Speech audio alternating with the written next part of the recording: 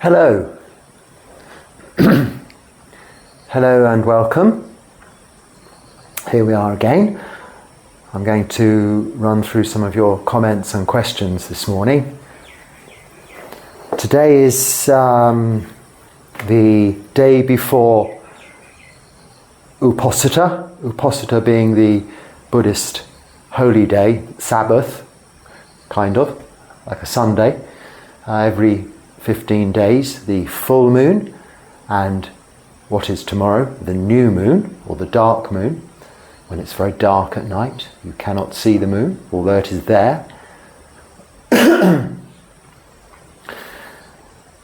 This is the day the monks, the bhikkhus and bhikkhunis, go to their respective monasteries and meet with their brothers or sisters, their monastic family, recite their rules and regulations, the 227 bhikkhu training rules that are called the Patimokkha.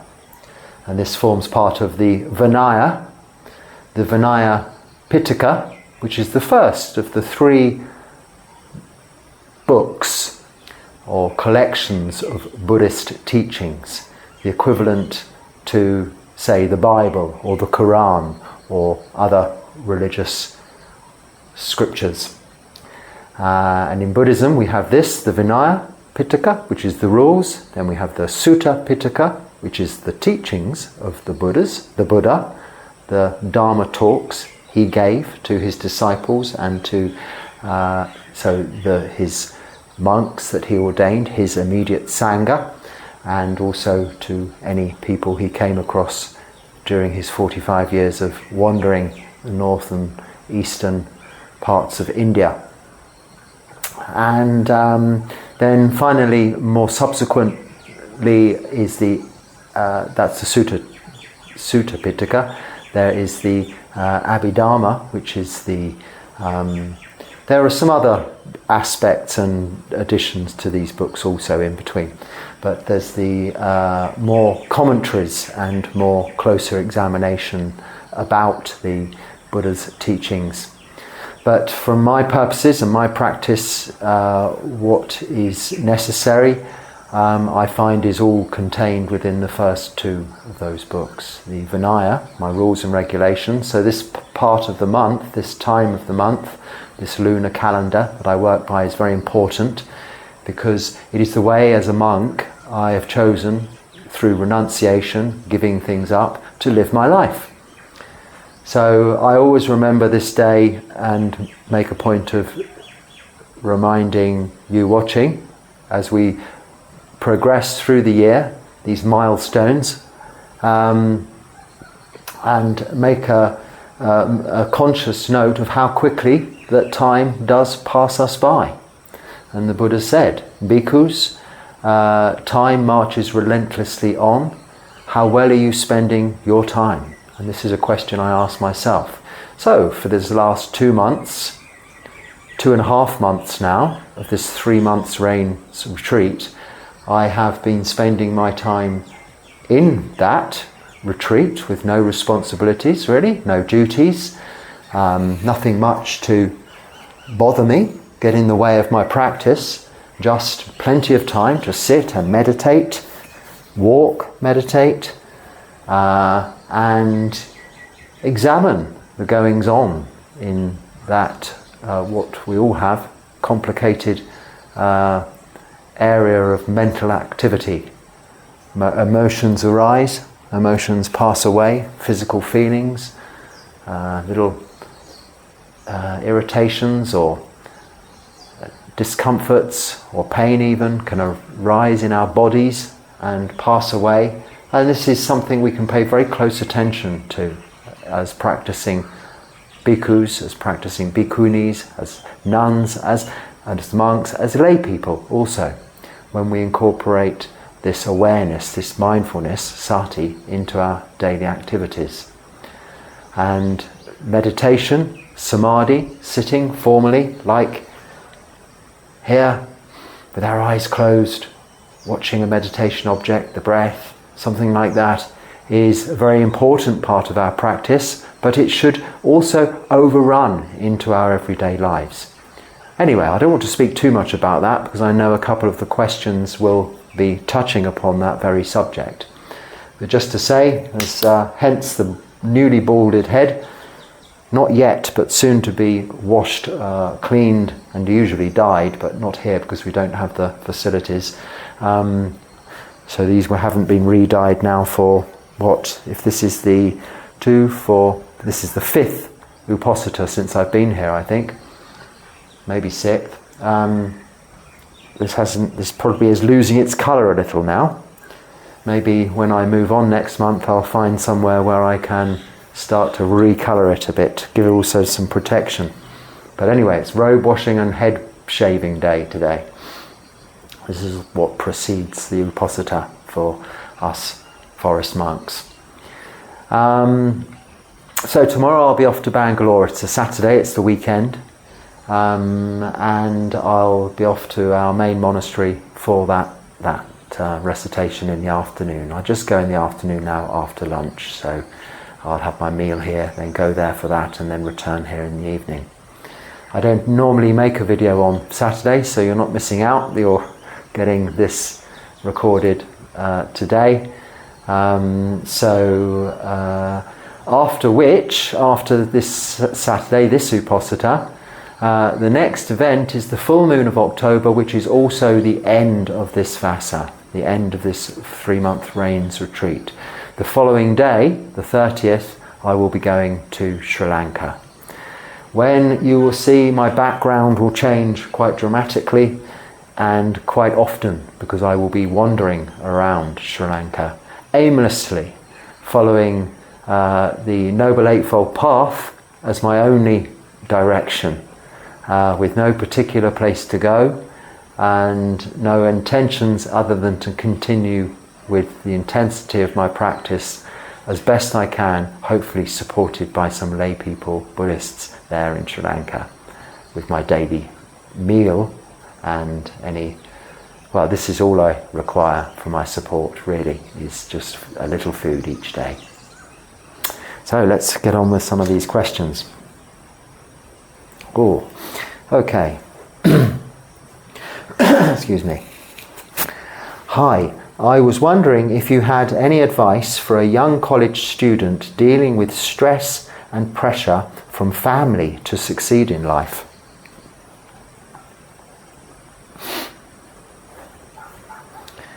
That's quite a common question, especially comes up here in India. I'm not segregating India particularly there, but it's true. In India, the family values are very strong, and they're very encouraging of gaining an education or career, or which path they kind of choose for you or you choose to go in. There can be this, as you put it, pressure. So see it not as pressure, see it as encouragement. All you can do is your best. We all have some responsibilities in our lives to do something other than maybe what we would otherwise choose to do if we had the opportunity to just do what we want. Even then, we would find that having the opportunity to just do what we want isn't as simple as that. Other things come along that will attract your attention, will divert you from what you thought was good, or also what you thought you wanted isn't necessarily what you want. During your educational years, your college years, or even your school years, then I think it's important to, like I said, when the Buddha asked his bhikkhus, time marches relentlessly on, how well are you spending your time? Remembering that your time in college, it is college, you are a college student, yes, your time in college isn't very long at all. It's a couple of years maybe, or if you go to university, another 3 years. Use it wisely. Practice or study diligently. Do to the best of your ability, you can do no more than your best, the work that's set out for you. And respect the opportunity you have to do that.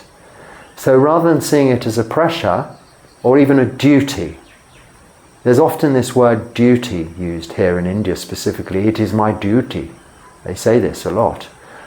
I'm not very keen on that idea of duty. It sounds like it's something that's imposed upon you rather than something you want to do. If you really don't want to go to college, you don't want to be educated, and you have better or other ideas, you're free. I don't know your age, but if you're of whatever the age of consent here is, can choose to just wander off and do what you like, surely. You're not duty bound, although you may have some responsibilities. Now, responsibilities are different to duties, and your responsibility to your family probably is to take advantage and make the most of the education you're being offered. So try and enjoy it and not see it as a pressure. Pressure from family to succeed in life. Excuse me. So, succeed in life. At this stage, you're probably seeing that as in passing your exams. But then there will be more exams in the future, further education. Then there will be getting a job. Then there will be promotion. Then there will be family. Then there will be having children. There is always potential goals. Don't worry too much about these words, pressure and succeed. Just do your best. As long as you're putting in your best and you're keeping a morally virtuous life, then you cannot really do anything wrong, either in society's eyes or your family's or your parents' eyes. Because if you can keep the moral precepts of Buddhism, I don't know what religion you are, asking this question, which are just quite simple and common to most religions anyway, of no killing, stealing, sexual misconduct, lying, or taking any intoxicants. If you can manage to keep those, then you're generally going on the right path, in the right direction. And you should be able to put in sufficient effort to do well enough in any exams or educational achievements that you are perhaps expected to attain to. That would be my advice. Don't worry too much about it. Try and enjoy the opportunity you have whilst you're at college. You're being housed, fed, clothed, supported by your family in order to go and have an education, which is a valuable thing in itself, and you should, or you can, appreciate it for what it is, that good opportunity to learn and enjoy what you're learning. If the subject matter is something that's not enjoyable, maybe change subjects if you have that opportunity. But try and get some enjoyment out of what you're doing, and then it'll be all the more easy for you. Hi, Phra Dan. I won't say your name. I am likewise native English and from Sussex, Hastings. Oh, yes, I'm from Sussex. It's a county, like you have districts or states here. In England, yes. Your Buddhist insight has been so valuable in these first 2 of my Buddhist journey. First 2 years, I suppose, of my Buddhist journey. Could you provide any personal advice for me regarding being a dedicated layman, for now, living in Sussex?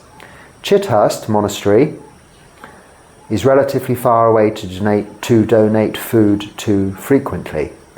I can't seem to find any Buddhist communities in my area. What places do you know of could integrate me into the functional Buddhist community here? Okay, Hastings is down in it's the other side of Brighton. I say the other side of Brighton to where I was. So excuse me talking of the geography here. I'm just picturing where you are in my mind. So firstly, Chithurst, this is the monastery where I began my training in the Thai Forest tradition of Ajahn Chah. It's a Theravada Buddhist Monastery. It is a little bit of a long way from Hastings. It's the other side of the county. It's even actually, it's almost in Hampshire, in fact. It comes under Hampshire. So it's almost a different county. So yes, it's a long way. There are other ways you can support monasteries like Chithurst. I mean, you can send financial donations if you're unable to go there, offering food. Or you might also like to inquire of them if there is the opportunity, and there will be, I'm sure, for you to go and stay on occasions for a few days. If you could take a long weekend and go there and stay, you'd only be allowed to stay for a few days at most at first anyway, would be a very good experience. And it's actually not that hard to get to from where you are. But from Brighton, there are people also from Brighton. I don't know the names of the organisation, so go on to Google, but there are quite a few people that come from Brighton on a regular basis and visit Chithurst.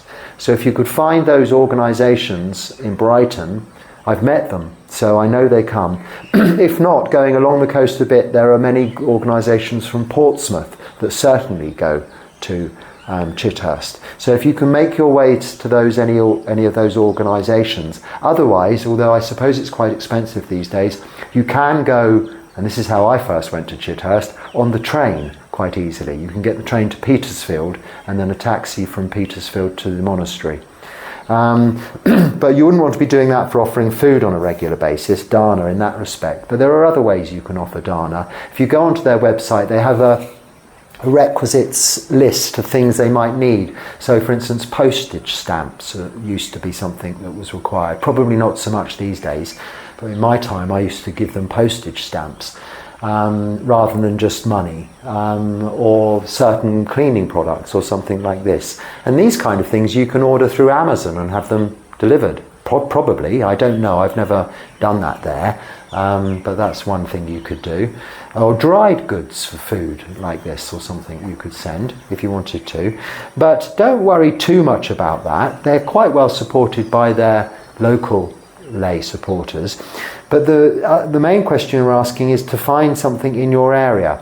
Now, I don't know about Hastings itself, but certainly in Brighton there are a few organisations. And surely I think if you Google Buddhist groups or even just meditation groups in your area, there might be something, if not something directly, someone you could contact who may know of some organisation that may be not big enough to have any real internet presence for you to find them.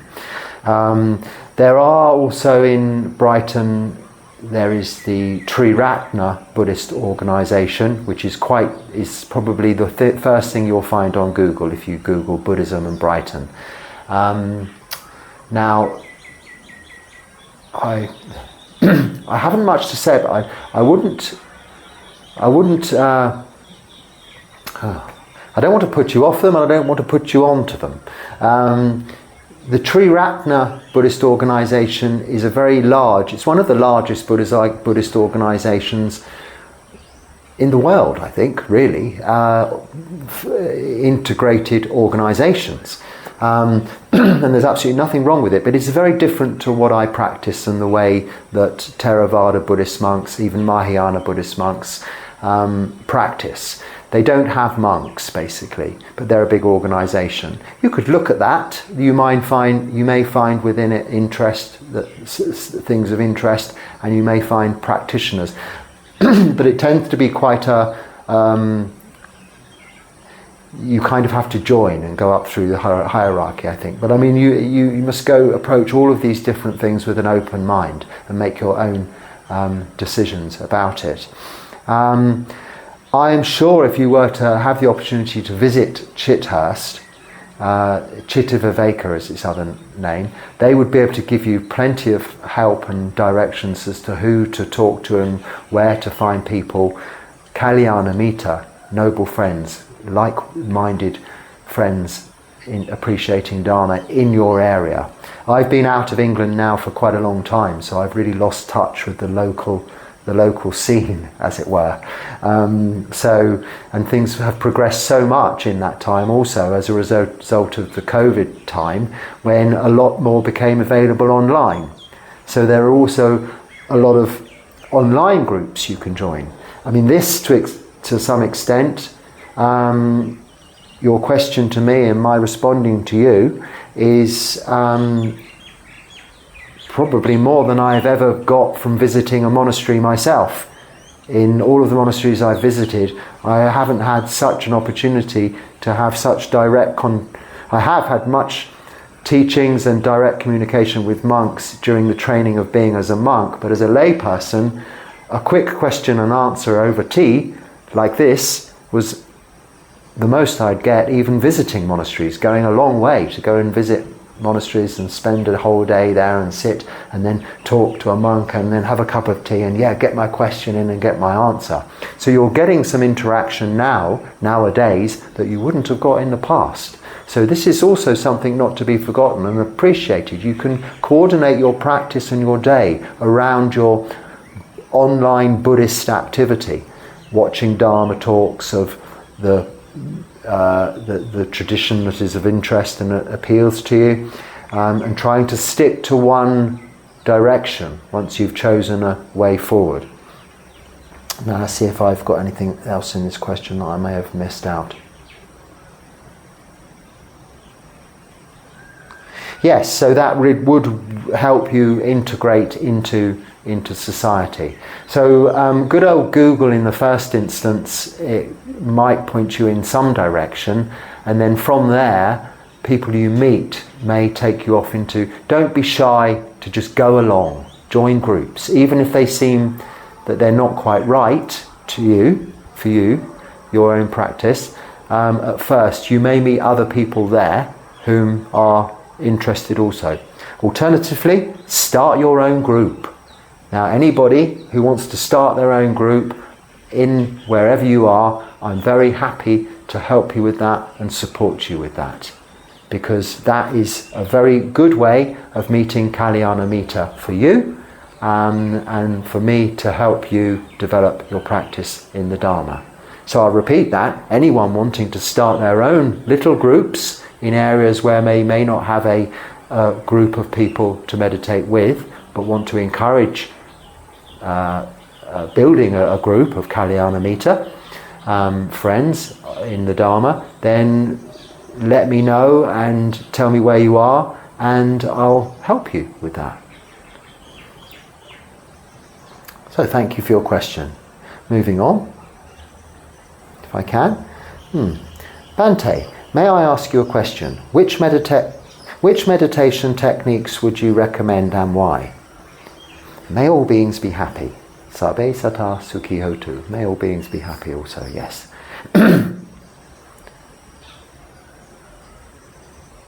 I recommend what the Buddha recommended, and that is anapanasati, mindfulness of the breath. And the reason why is because it is, like I began with saying, you can incorporate it into your day. You always have the breath with you. Anything else really needs to be sort of thought about. Maybe if you were using candles or light of some kind, then these are objects you need. The breath is always with us. We can be mindful of the breath. When we practice sitting on the cushion, mindfulness of the breath, we eventually develop skills to bring that mindfulness of the breath into our daily activities, incorporate it within all of our daily activities, really seeing how the breath changes throughout the day, the in-breath, the out-breath, really identifying when emotions are affecting that, when physical feelings are affecting that. It becomes an integral part of your practice. So I would recommend that. It's not my recommendation, it's the Buddha's recommendation, and certainly a recommendation I have taken on board and I practice myself, anapanasati, mindfulness of the breath, to the exclusion of all other practices.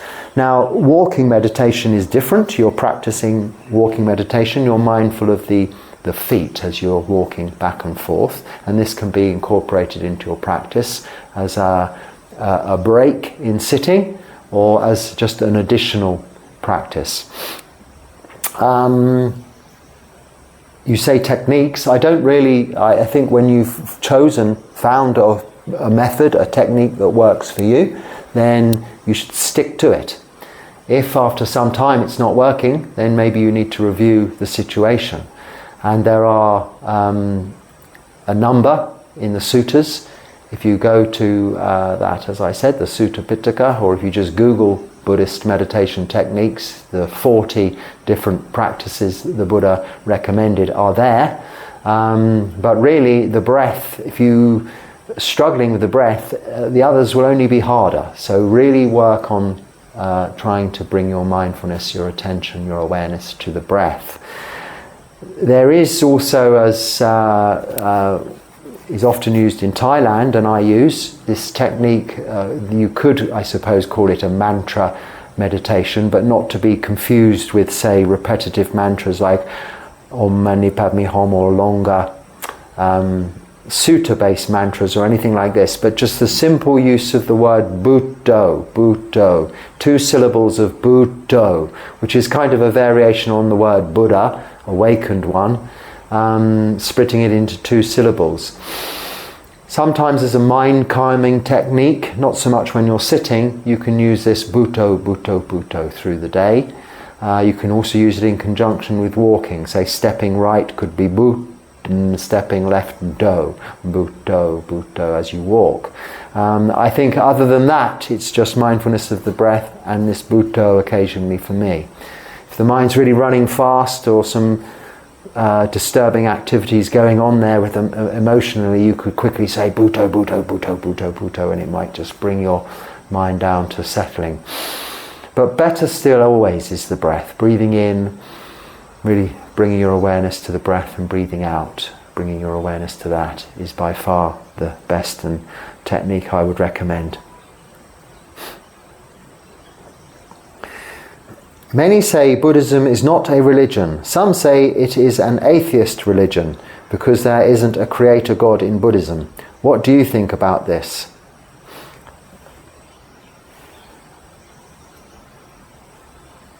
Okay, so there is no God in Buddhism to pray to ask for help in any respect, or to worship. That is correct. If that means atheist, then you could say it's an atheist religion, but atheist means the discounting or disbelief of a God. A prefixing theist, theist meaning a God, a meaning no God. So it's not an atheist religion because it doesn't discount gods. In fact, in Buddhism, in Buddhist mythology, there are many gods, but there's not just one God. So it's not an atheist religion because it doesn't discount. I personally do not disbelieve in God or believe in God. I'm neither way, which you'd call agnostic. You could call it an agnostic religion. But to some it's a very religious religion with many gods, or realms of gods. To some there are no gods and no mythology. It's quite flexible. Do you say because it's a way of life? No, some people say it's a way of life, but it is more of a way of life than a religion. However, it is also very much a very strong faith-based devotional religion. It's what you want it to be. You can pick from it what you want, and whatever you pick isn't going to be offensive really to any other religion, or to your own understanding or beliefs or non-beliefs, because you can just take the practice side of it, of morality, meditation and developing wholesome mind states. Never do any chanting, never go to a temple. Or you can take just that, the chanting and the temple, and make that your practice. It's really up to you. But you're asking, what do I think about this? I don't think too much about it. I think that each and every one of us should take from Buddhism what is beneficial and make sure that we are using our time to the best of our abilities and using the toolbox, the equipment of Buddhism in that religion to benefit our lives in the best way possible, both morally, in terms of our practice as well, with meditation, for results in meditation, results of being able to really settle and relax the body, being able to calm and obtain peace and tranquility of mind, but also to develop wholesome mind states generally and eradicate eventually unwholesome mind states. This is the practice, Sila, Samadhi, Panya. That's what it means to me. I don't discount anything else that comes along with it, but I may not concentrate so much in those areas. Many say Buddhism is not a religion. Yes, and so people will certainly as well in the West, in the more secular side of Buddhism, say it isn't a religion because of you can take that option. But it's not really fair to say it's not a religion when you have countries like Burma, Thailand and Sri Lanka whose religion, national religion, is Buddhism, and their constitutional makeup is Buddhism, based on the whole of Buddhism in its entirety, and that is religion. Now there are two definitions of religion as a word. If you look up the Oxford English Dictionary or the other one, is it not the Cambridge, is it the Collins? I think just look in the Collins Dictionary or the Oxford English Dictionary, you'll see there's two quite varying differences in the interpretation or the meaning of the word religion. And one is specifically, I'm not sure which one, says, oh, you have to believe in one God, belief in a God. The other says it's a following of something more general than one particular God. So this is again just words we're playing around with here. But I hope that's you're asking me what do I think about it. I hope that clears up what I think about it. Bhante, wasn't it that the Buddha was not just a man? Wasn't the Buddha higher than any man or deva, sadhu? He certainly was higher than just any general man, but he was just a physical, he was a physical human being man, like Jesus Christ was a physical human being man, whom purported to be the Son of God and resurrected and all of these things, the Messiah. The Buddha, really a teacher in his time, and his teachings are so good they're still around today, 2,500 plus years later. Yes, a man, but we can't say just a man. As you say, the Buddha was not just a man. No, because he was a very special man. We wouldn't be sitting here talking about him today, because we're not talking about anyone else of his time, specifically today, to this extent. There aren't whole countries with their religion based on that, any other particular man of that time. So therefore he's not just a man, no, he's a very special man. He's a Buddha, an enlightened being. So actually Sammasambuddha is perfectly enlightened, in that he became enlightened. You can become enlightened yourself because we have the Buddha's teachings. But the Buddha didn't have the Buddha's teachings. There was no Buddha Sasana, no remaining teachings of Buddhism around for him to say, that's what I'll do and see if it works and I become enlightened. No, he had to start from scratch. This makes him a perfectly enlightened Buddha, Sammasambuddhasa. And that is a very special thing indeed, not just a man, no. And in that respect, he was higher than any man because he could teach us, any other men or women. When I say use the term man, we're just human beings we're talking about, okay? So, like humankind, okay? So he's very special. And also, as we say in the chanting, he teaches gods and devas as well. So if he's the teacher of gods and devas, he's even higher than gods and devas. So he's not just a man. So maybe I said just a man. Out of context, that doesn't sound very respectful of the Buddha. No, I agree. But in the context I was talking about was that he's a phenomenal man because he was just that, a human being like you and I, with just these physical bodies and thinking brains, which he was able to turn into an enlightened being, an arahant, but more than that, a Buddha, a fully awakened Buddha. Perfectly so, because there were no Buddha's teachings to help him do that. Yes. What time did I start? I think there's time. Hi Phra Dan. Inspired by your practice and sharing, sadhu, sadhu, sadhu, thank you. May I know which temple in Thailand you ordained, became a monk and trained there, and now you are practicing on your own and it is not easy.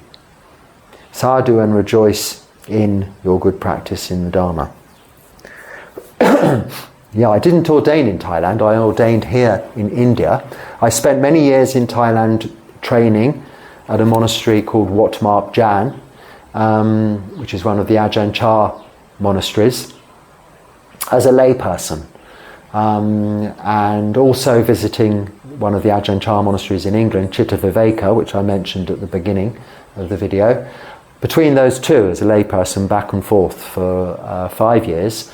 And then I was going to ordain at Wat Marp Jan in Thailand. That was my Wat Marp Jan in Thailand. That was my plan. But COVID came along and that wasn't possible. I was able to come to India, so I took the opportunity to ordain here in India 3 years ago. And that's where I am now and have been for 3 years.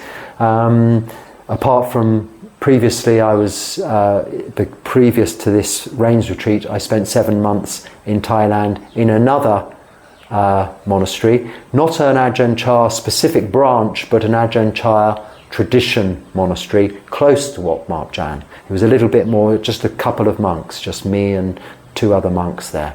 So I was there for 7 months, and now I'm here. I'm not fully on my own. I have the support of the Sangha behind me in Thailand and in India, other monks senior to me, whom I'm responsible to, answer to. They support me, I support them. So I'm not fully alone, but yes, in everyday activities, and to all intents and purposes, 99% of the time I am alone. And no, that is not easy. It does take some years of training to be able to do that, and that is why I have spent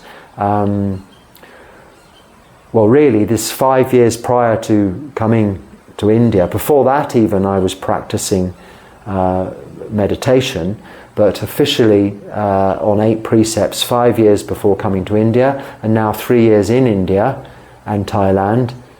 That's 8 years, isn't it?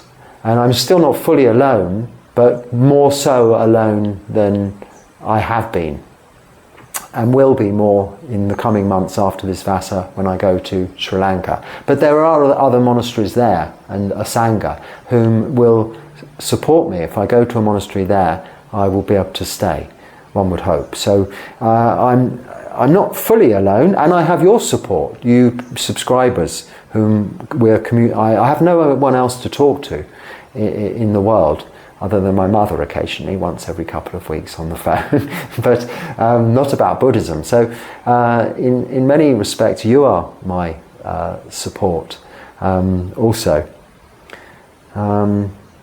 So just to answer your question simply, actually, yeah, I trained in Wat Marp Jan, Thailand, but not officially. I wasn't a bhikkhu there. I wasn't a samanera there. I was what they call a pakau. You run around doing all of the duties, like a kapia here. Our kapia here's run away. We don't have a kapia here anymore. He's run away to the city to become a more worldly person. I think he might regret it, but there we are. It's up to him. The samanera, the anagarika can cook. We still eat, so there's no problems. Yes, so thank you for your question. I hope that answers it. I think that... Okay. Sadhu Ajahn, I so appreciate meeting with you to practice together in a daily way. The talks and guidance are useful and inspiring. Thank you. You're very welcome. My question to you is, I've heard others, including a Buddhist monk, say, I've been so busy lately, I haven't had much time to practice. That's in quote marks, yes? Oh dear. Sorry. This strikes me as odd and somewhat nonsensical. I'm glad you said that. Sorry. Are we not always practicing Dharma? Eating, walking, listening, working, even resting. Thank you. Yes, you're absolutely correct. So I'm just going to read your question again, but properly and more clearly, because you answer the question absolutely as I would answer the question. Firstly, thank you for your kind comments in the first paragraph, which I won't repeat.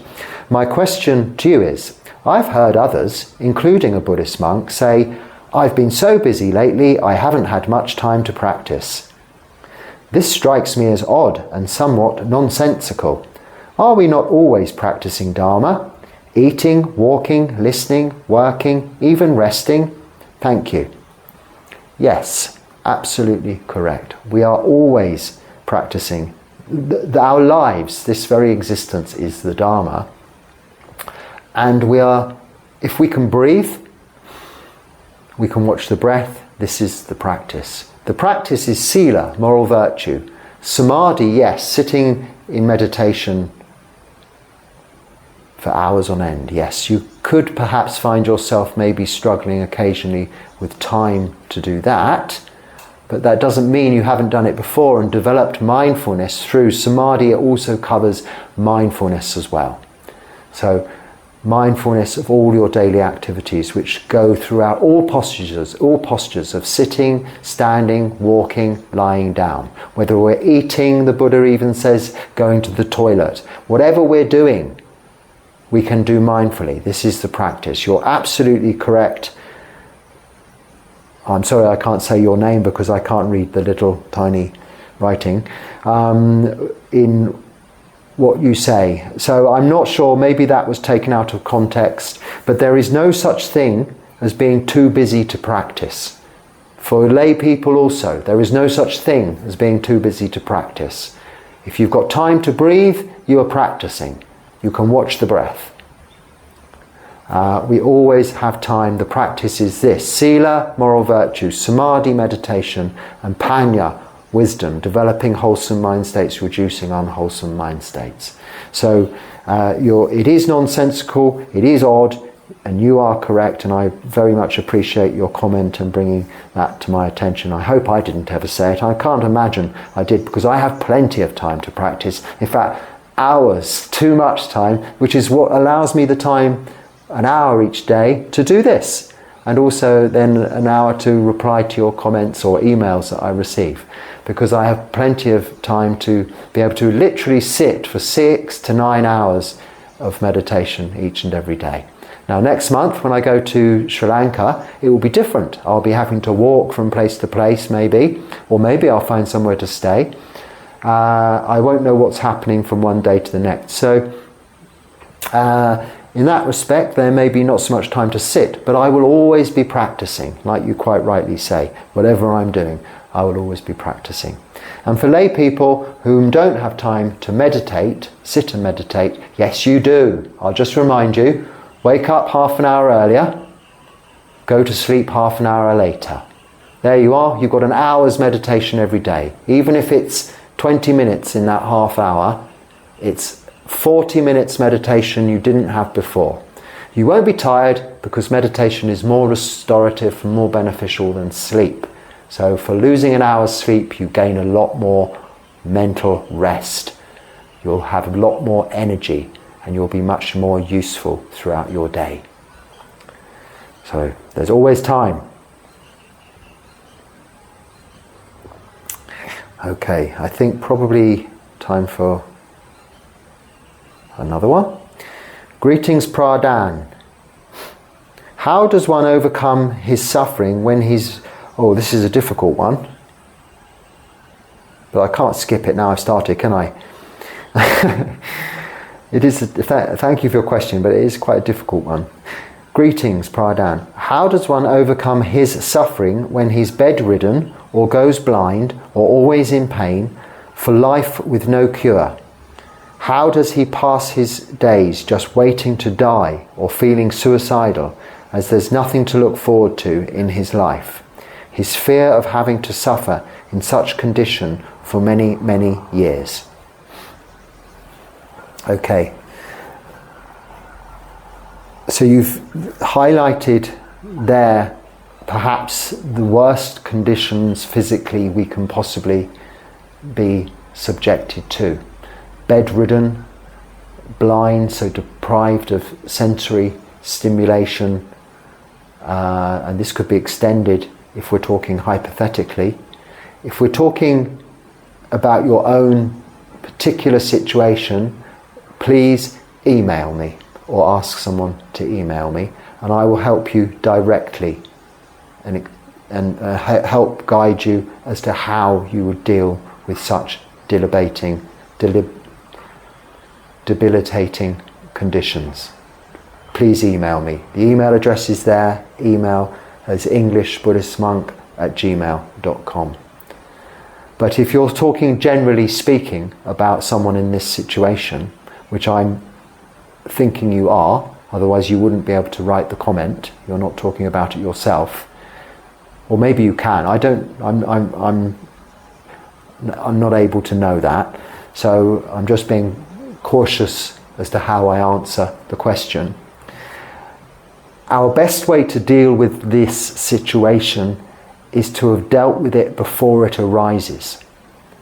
Whilst we are fit and healthy. I know this is not what you're asking, but let me just first cover this.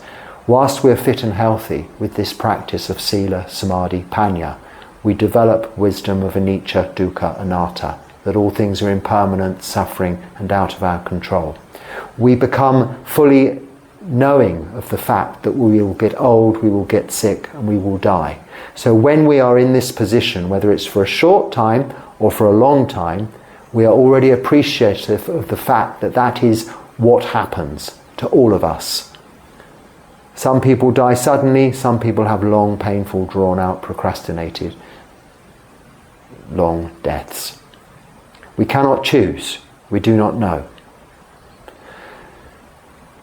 In this situation, without the practice previously, it's going to be very hard to develop any kind of reality, seeing of the Four Noble Truths, or picking up the Noble Eightfold Path. To some extent, yes, that is too late. Those around you can help you by reminding you of not the good times you've had in your life, but the good you have done in your life for others.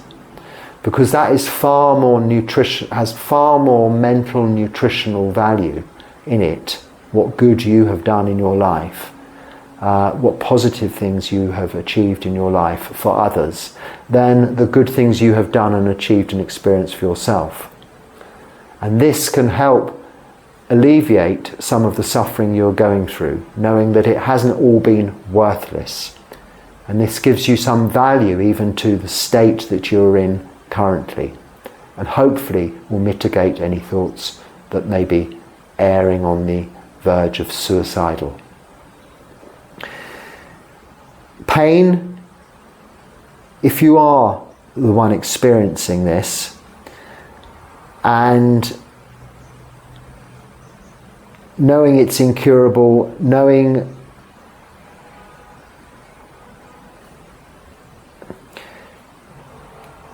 you can't know there's nothing to look forward to. It's in this situation, it may be the inevitability that you are going to die.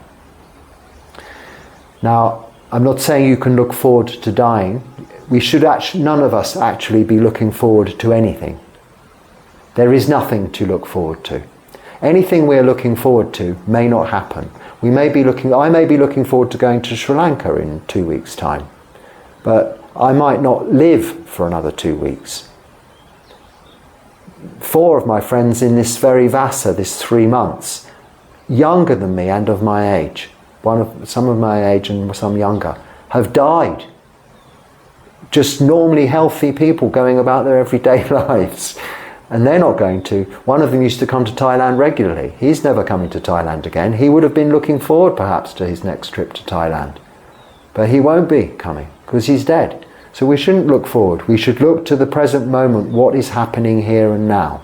And if in this present moment you can find any positivity, and your friends or people visiting you can encourage you by reminding you of what good you have done, you will find some respite in the suffering that you're having. The suffering is coming about that expectation of looking forward, that hope of looking forward, which isn't there. We have no future. Not just because someone who's terminally ill has no future. None of us have any future. We are all terminally ill. We are all going to age, get sick and die. Or we're all just going to die just like that. We do not know this. There is no future. There's nothing to look forward to. That's common for us all. But I appreciate lying, suffering in a painful state. And this is why I say, please, if it's a real case scenario, email me with the details and I can help you. Because until you are actually in that position yourself, you are actually in that bed, helpless, blind, in pain, suffering, you cannot know what that experience is actually like. But from having spoken to and been with many people in that situation, I can tell you it isn't as bad from that person's point of view as it is from an external point of view looking in. Standing at the bedside, seeing someone in this situation is very, very terribly traumatic and difficult to deal with. The person, it seems, however, in the situation has more equanimity, more peace about the situation they are in. Now, without knowing specifically the situation of the person, I cannot really expand upon that anymore. Generally speaking, in terms of what you're saying here, then there are ways that Buddhism can help, Buddhist practice can help, in terms of people whom are practicing, who have sila, practicing moral virtue and practicing meditation and have developed wisdom, are more familiar with the truth and reality of these characteristics of existence, of anicca, impermanence, unsatisfactory suffering, and things being out of our control, than people whom aren't practicing Buddhism. They're also more reflective, or having had done a lot more reflection throughout their practice on aging, sickness and death, and specifically Maranusati, which is the contemplation of death, which is something we do continuously as Buddhist monks, and all lay Buddhist practitioners should also do when they are able to contemplate our own death. We rehearse for all kinds of things, events in our lives. People rehearse to go and give birth. They go to classes. They then rehearse, they practice and rehearse, say they're going to, school or college or university. It's all practice and rehearsals. You learn to drive. You rehearse your wedding ceremony. You rehearse the play you're in or the speech you're about to make. You practice going for job interviews. All of this rehearsal, all of our lives, there's even an expression, life is not a dress rehearsal. No, because it's the reality. It's not just a dressing up and rehearsing. It is the reality. But the truth and the real reality of life is death. We all have a terminal disease. Birth is a terminal disease. It is going to end in death. But we don't rehearse that. We don't practice how to die, do we? Now actually, if you're practicing Sila, Samadhi, Panya, unknowingly you are, because we're practicing letting go. We're practicing not only letting go of materialistic things by way of renunciation, we're practicing letting go of life, very life itself that we know. These physical bodies which will deteriorate, get sick, age and die. So this is something we should bring to mind. But of course all of that is too late when you're talking about someone who is already in this situation. However, if you're always in this situation, if you are already in this situation, I'm very sorry to hear that, but you have asked this question, so you already have some knowledge or information with regards to Dharma, Buddhism and this practice. So that in its own is a blessing to you that will help you understand the nature of what's going on currently in this situation. And if it's not you and you're relaying this to someone else, will help you not only come to terms with their suffering, but maybe help them come to terms with it also. And if I can help, please email me, all right? So I think started, not sure what time I started, but I think that must be the time up now. Or it certainly is, because I was reading this as an 8 and it's a 9. It's yes, I might have spoken for too long. I hope you were able to watch it all the way through. If I have, I hope it hasn't cut me off. If it's overheated, that can happen. But nevertheless, I can always do it again. I hope there's something useful there you can use. And if so, please share it. Thank you for watching. And if it's not and it's something you disagree with, don't let it trouble you, just let it go. It's not a problem. But please keep watching. Come back. Okay. If you have the opportunity on Reposita tomorrow, or today, depending on when you're watching this, maybe take the 8 precepts in your own mind. Just say, well, I won't eat this afternoon. I'll turn my phone off, no entertainment, I'll just practice meditation. If you can do that twice a month, you really are progressing very well along this path towards Nibbana. Namo Buddhaya.